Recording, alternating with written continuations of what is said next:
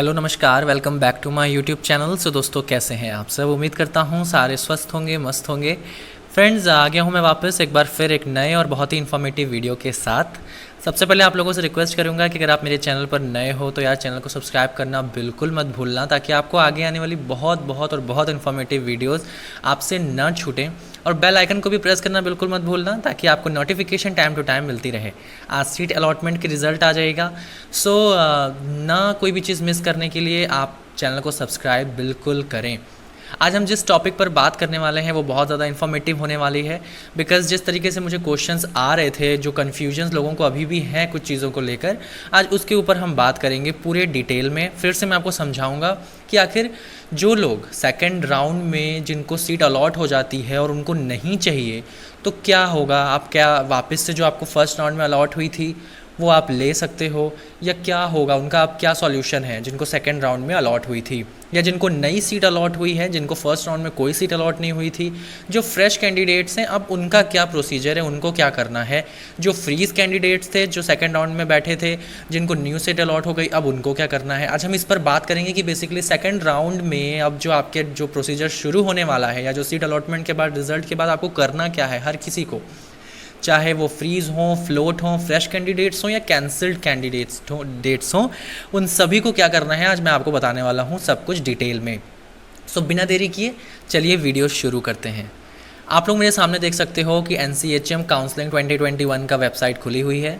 आपको बस वहाँ पर जाना है। अगर आपको कुछ पढ़ना भी है, मैं फिर से कह रहा हूँ, आप हर चीज़ खुद भी पढ़िए, श्योर हो जाइए, उसके बाद कोई फ़ैसला लीजिए। कुछ भी आपको अब प्रॉब्लम हो, आप उससे पहले खुद भी चीज़ों को समझ लो। मैं बस आपको यहाँ पर बस गाइड कर रहा हूँ, आप वहाँ जाकर खुद भी एक बार पढ़ के देख सकते हो। जो भी चीज़ें सामने होंगी मैं आपको पूरी डिटेल में बताने वाला हूँ कि अब क्या आपको करना है। इस पर आप जाकर खुद भी, आपको BSc का सेक्शन है, यहाँ पर काउंसलिंग एंड एडमिशन प्रोसेस है जिसको आपको ओपन करना है। ओपन करने के बाद आपके काउंसलिंग का सारा रूल, सारा एडमिशन प्रोसेस बहुत क्लियर शब्दों में नेशनल काउंसिल ने दे रखा है। आप लोग यहाँ जाकर पढ़ सकते हो। ये शेड्यूल है, आपको यहाँ शेड्यूल भी देखकर समझ में आ जाएगा। अब मैं आपको जो बताने वाला हूँ बेसिकली वो सेकंड राउंड के बाद की चीज़ें हैं कि बिज़नेस रूल बेसिकली क्या है। क्या सेकंड राउंड में जो लोग, सबसे पहले मैं आपको बता देता हूँ, ये जो 4 लोग हैं फ्रॉम 1, 2, 3 एंड 4, ये जो 4 ग्रुप्स हैं जो एलिजिबल थे फॉर सेकंड राउंड, जिन्होंने पेमेंट की थी या जिनको सीट अलॉट नहीं हुई थी, जो फ्रेश कैंडिडेट्स हैं, वो सारे के सारे लोग एलिजिबल थे। तो इन लोगों को अब क्या करना है बेसिकली, या इनको जो सीट अलॉट हुई थी अगर उनको नहीं चाहिए सेकंड राउंड में, तो अब क्या करना है, हम बात करेंगे इन सभी चीज़ों के ऊपर 1 बाय 1। वीडियो में बने रहिएगा। सबसे पहले हम बात करेंगे ग्रुप फर्स्ट की, यानी जो फ्रेश कैंडिडेट्स हैं वो सेकंड राउंड में एलिजिबल थे। उन्होंने रजिस्टर्ड किया था ऑलरेडी फर्स्ट राउंड में, बट उन्हें सीट अलॉट नहीं हुई थी, तो वो सेकंड राउंड में बैठे होंगे और उनको ऑप्शन मिला होगा चॉइस लॉकिंग का एंड समथिंग, जो भी उनको ऑप्शन मिला होगा उन्होंने चूज़ किया होगा। अब उनको जब सीट अलॉट हुई तो उनका क्या रूल है, यहाँ पर बिजनेस रूल बड़े क्लियर शब्दों में सब कुछ मैंशन है। अब जिनको कन्फ्यूज़न किसी चीज़ का है, मैं आपको एक एक करके कन्फ्यूजन दूर करता हूँ। The choices that will be submitted by above group of candidates will be processed centrally against the vacancy, and the seat allotment result for this round would be made available on the website. जो भी चीज़ें होंगी वो vacancy जो भी seat की है institute के, उनके अकॉर्डिंगली होगी। वेबसाइट पर ही वो रिज़ल्ट आ जाएगा कि आपका जो एडमिशन है वो हुआ या नहीं हुआ तो किस इंस्टीट्यूट में हुआ, आपके चॉइस के अकॉर्डिंग ये आपको पता चल जाएगा। ये मेंशन है इस फर्स्ट पॉइंट पे। सेकेंड जो है ग्रुप 4 के लिए है। अब ग्रुप 4 कैंडिडेट्स कौन से थे, आप यहाँ देख सकते हो।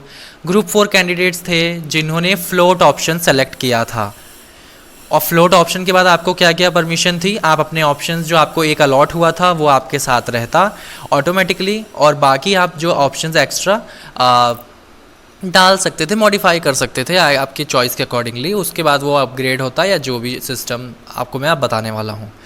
ग्रुप 4 कैंडिडेट्स, जो ग्रुप 4 कैंडिडेट्स हैं in this round, new seat में be allotted out of the choice preferences given above previously allot seat. अब यहाँ पर क्लियर शब्दों में ये लिखा है कि जो भी आपको नई सीट मिल सकती है, अलॉट हो सकती है, उनमें से जो चॉइस आपने ऊपर मेंशन किया है। आपको आपने जो अब ऊपर जो चॉइस यहाँ पर दिया था, आपको बहुत क्लियर शब्दों में यहाँ मेंशन किया है कि आपको न्यू सीट अलॉट हो सकती है। अब न्यू सीट का मतलब ये बिल्कुल नहीं होता कि जो आपने अलॉट जो चॉइस डाला था उसके अकॉर्डिंगली आपको कुछ और ही मिल जाएगा, ऐसा बिल्कुल नहीं है।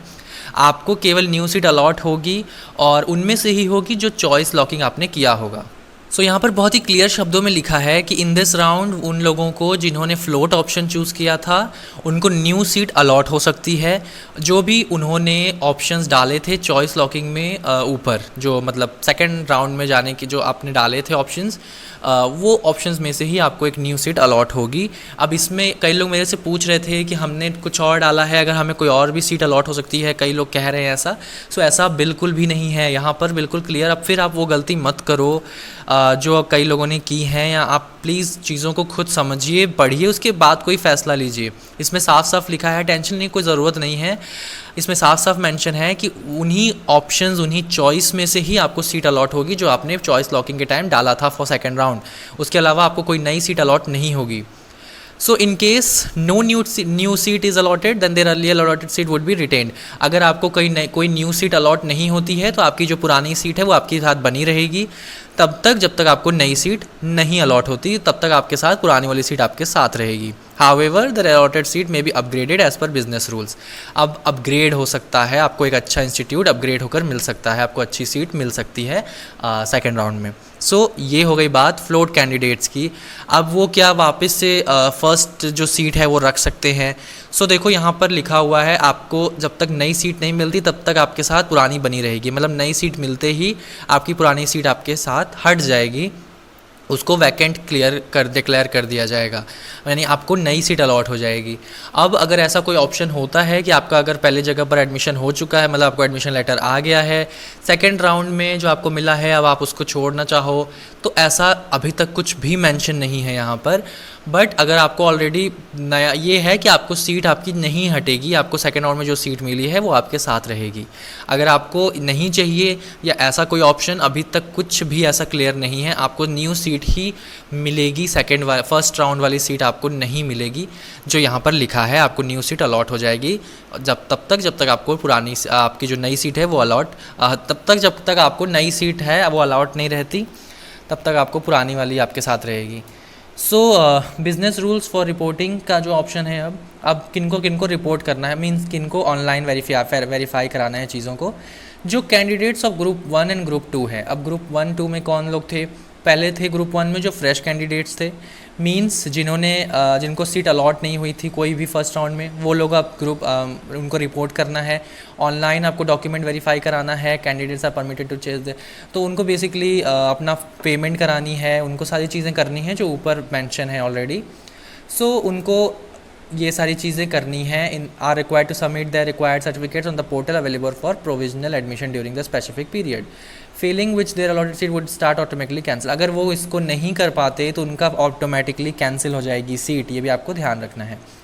सो बेसिकली मेरा यही कहने का मतलब है, वो लोग जो पेमेंट डॉक्यूमेंट मतलब जो इनको फर्स्ट राउंड में सीट अलॉट नहीं हुई थी वो लोग उनको डॉक्यूमेंट वेरीफाई कराना है, पेमेंट भी करनी है अगर उनको सीट अलॉट होती है सेकेंड राउंड में। तो उसके बाद जो लोग सेकंड यानी जो ग्रुप 2 में आते हैं, जिनको सीट किसी वजह से कैंसिल हो गई थी और वो सेकंड राउंड में वापस बैठ रहे हैं, जिन्होंने लॉकिंग की है चॉइसेस, उन्हें भी पेमेंट और सीट अलॉट होने के बाद पेमेंट करनी है और साथ में डॉक्यूमेंट वेरीफाई कराना है। फिर उसके बाद वही सारी प्रोसीजर्स हैं। उन्हें कोई क्वेश्चन होगा, क्वेरी होगी तो वो आपसे पूछेंगे, अराइज करेंगे।